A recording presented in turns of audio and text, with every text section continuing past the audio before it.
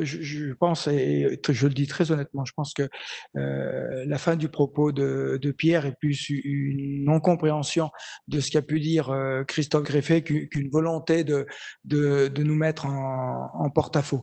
Je crois que ce qui a été dit, c'est qu'en réalité, en tout cas nous, ce que nous souhaitons, c'est que le monde de demain ne soit pas le monde d'hier. Prenons un exemple, par exemple, au niveau de la pollution, des problèmes.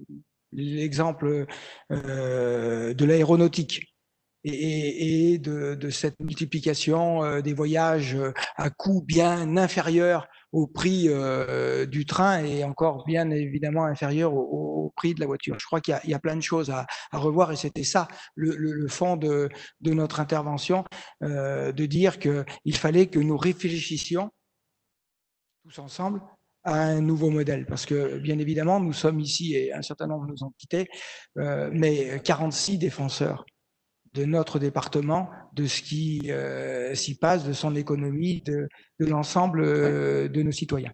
Puis j'avais une question, monsieur le vice-président. Dans l'approche que vous faites, et avec beaucoup de prudence, bien évidemment, des 42 millions en moins de recettes, est-ce que dans le modèle qui a pu développer l'ADF, justement, la part de foncier remplacé par la TVA a été pris en compte ou pas? Parce que ça aura évidemment une incidence très importante puisque, on l'a dit toute cette matinée et même en début de cet après-midi, l'activité économique de l'ensemble de nos entreprises a énormément baissé et l'impact sera vraisemblablement sur un certain nombre d'années malheureusement. Pour vous répondre, dans ce